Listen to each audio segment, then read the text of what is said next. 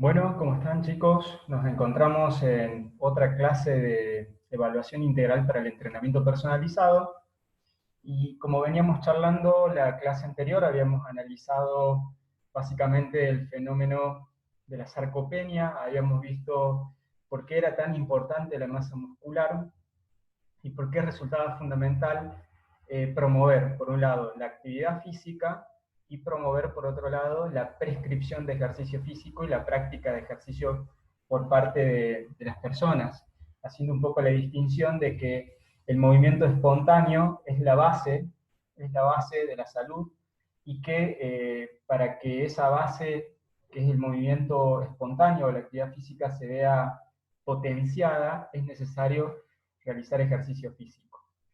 Y habíamos analizado la importancia de la masa muscular en el control del metabolismo y cómo en estos nuevos paradigmas el foco giró desde la masa grasa hacia la masa muscular, y entonces hoy llegamos a la conclusión que el problema no es el exceso de grasa corporal, sino que el problema es la falta de masa muscular.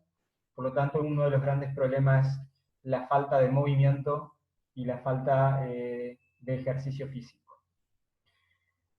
Ahora lo que vamos a analizar es la denominada fisiología, en realidad, el impacto que tiene pasar tantas horas sentados.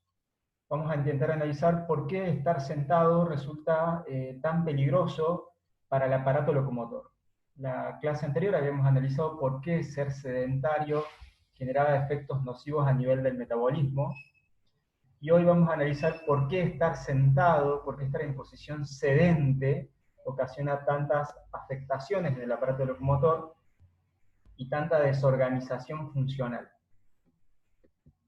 El aparato locomotor es básicamente el aparato que nos permite desplazarnos junto al sistema nervioso y está formado por las articulaciones, los músculos esqueléticos, y nos sostienen, nos protegen y nos permiten movernos. Entonces, hay, por un lado, afecciones metabólicas, como son la obesidad, la hipertensión, la diabetes, los trastornos mentales, como son la depresión, la ansiedad, y tenemos las patologías locomotrices o traumatológicas, como son el dolor de espalda, el dolor de rodilla, el dolor de columna cervical, el dolor de hombro, etc. Entonces ahora vamos a mirar a la problemática desde ese lado, desde las, digamos, afecciones del aparato locomotor. Una primera idea es que nuestra especie adopta la posición bípeda, la posición de postura de apoyo de parado, hace 1,5 millones de años, y una de las primeras problemáticas es que adoptamos una columna pensada para estar parados, estar bípedos, pero todavía hay estructuras como son nuestra cadera que son cuadrúpedas, son reptilianas. De tal manera que todavía en nuestro sistema evolutivo guardamos un gran resabio de estructuras del antepasado. Así encontramos, por ejemplo, un pie. Nuestros pies son un órgano que nos distingue de casi todos los animales. Nuestras manos, que también nos distinguen, el movimiento de oposición, que es básicamente unir dos dedos, en particular el pulgar con el índice, la oposición, la postura de nuestro pie y la postura de nuestra columna han sido claves en la evolución del cerebro. De hecho, se sabe que los cambios en la función de la mano, los cambios en la columna y los cambios de nuestro pie nos han permitido a nosotros desarrollar el nivel de estructura cerebral que tenemos y nos ha permitido, bueno, todo lo que nosotros ya sabemos en materia de avance científico, tecnológico y demás. Después podemos debatir si es positivo o no este avance que hemos tenido como especie. Lo que no se puede negar lo avanzada de las funciones superiores de nuestro sistema nervioso. Y bueno, parte de esa evolución ha sido nuestra columna vertebral, nuestras manos y nuestros pies. Ahora bien, hace 1,5 millones que nuestra columna tiene la configuración que nosotros conocemos hoy, o que ha adoptado esa configuración, y hoy se sabe que nuestros discos intervertebrales tienen una garantía limitada. Los discos, que son esas almohadillas fibrocartilaginosas que se encuentran entre las vértebras, que son claves, porque los discos tienen unas capitas que se llama anillo fibroso y una parte central que se llama núcleo pulposo. Estos discos que se tienen que encontrar bien hidratados, bien nutridos, se sabe que después de los 20 años de edad ya no reciben nutrientes de la circulación sanguínea y que reciben nutrientes desde las vértebras. Es decir, que desde que nacemos hasta los 20 años de edad, el disco tiene una gran capacidad de crecimiento y regeneración. O sea, se regenera, se recupera rápido, desde que nacemos hasta los 20 años de edad. ¿Por qué? Porque presenta vasos sanguíneos que le llevan sangre y que le permiten nutrición al disco. Después de los 20 años de edad, los discos van perdiendo vasos sanguíneos hasta que quedan avasculares, se llama. ¿Qué significa que queden avasculares? Significa que no presentan ya vasos sanguíneos y por lo tanto no reciben nutrientes de manera directa de la circulación sanguínea. Entonces, ¿cómo se nutren los discos? Los discos se nutren por compresión y descompresión y reciben muchos de esos nutrientes de los nutrientes que vienen de los vasos sanguíneos de las vértebras. Es decir, que la nutrición del disco intervertebral es indirecta. Es indirecta porque no responde a una llegada de nutrientes directa al disco, sino que proviene de otro lugar y depende mucho de las compresiones y las descompresiones. Por eso una de las claves para mantener los discos sanos es, por un lado, hacer ejercicio, pero por el otro lado también dormir bien. Dormir bien, por ejemplo, ha demostrado tener un gran efecto para la regeneración de los discos. Y, por ejemplo, hacer ejercicio aeróbico, caminar, ha demostrado tener un efecto ideal para la columna vertebral y para la nutrición discal. De hecho, la condición aeróbica de las personas está fuertemente asociada a la nutrición de los discos intervertebrales. Entonces, hacer un poquito de resistencia aeróbica puede impactar de manera saludable a la nutrición de los discos intervertebrales. Y dormir bien, tener un buen reposo, un buen descanso, una buena cantidad de horas, por lo menos 6-8 horas de descanso, nos va a favorecer también a tener una buena hidratación discal. Entonces, vamos de nuevo. Tenemos una columna que nos ha ayudado a evolucionar, que ha desarrollado curvaturas, y esas curvaturas son las que nos permiten a nosotros ser bípedos, estar erguidos. Los pies y las manos también han cumplido un rol evolutivo muy importante para el desarrollo de infinidad de destrezas. Los pies nos aseguran a nosotros la postura erguida, y las manos nos aseguran a nosotros todas las manualidades que nos permitan a nosotros hacer infinidad de cantidad de tareas, y tanto los pies como las manos como la columna han permitido el desarrollo de nuestro cerebro a partir del movimiento. Fíjense este dato, ¿no? Toda nuestra inteligencia, todo nuestro desarrollo cognitivo depende y dependió siempre del movimiento.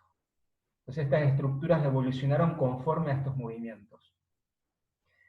Entonces todavía tenemos una columna que recién tiene 1 millón de años y medio, que a escala evolutiva no es demasiado tiempo, y esta columna se encuentra con algunas dificultades. Se encuentra con la dificultad que, por ejemplo, presentamos todavía una cadera cuadrúpeda, que tiene otras necesidades, y nos presentamos ante las dificultades de una sociedad moderna hipersedentaria, que se la pasa sentado. Y nos encontramos con otra idea. Nuestros discos intervertebrales tienen una garantía de sanidad de 30 años, suelen decir los especialistas. ¿Y por qué dicen eso? Porque los primeros 20 años los discos presentan una elevada circulación de sangre, presentan vasos sanguíneos que le permiten su nutrición, pero después de los 20 años, estos discos pierden esos vasos sanguíneos y ya no se pueden nutrir de manera directa. Que un tejido no se pueda nutrir de manera directa implica que el tejido tiene menos capacidad regenerativa. Por lo tanto, se desgasta. Esa es la razón por la cual tanta gente sufre de problemas de espalda. O por lo menos se hipotetiza que sería una de las razones. Y se sabe hoy que es fundamental un buen reposo para poder mantener hidratados los discos, y también se sabe que el ejercicio aeróbico y tener un buen consumo de oxígeno, una buena capacidad aeróbica, ayuda a tener una buena salud discal, y que en general el entrenamiento físico bien dosificado con buena técnica favorece la nutrición discal. Y un dato a tener en cuenta, no es lo mismo la columna de un pibe de 20, de 25 años, que la columna de un pibe de 30, que la columna de un tipo de 40, que la de uno de 50. O sea, va a ir cambiando esa columna porque su capacidad para tolerar recargas cambia con la edad.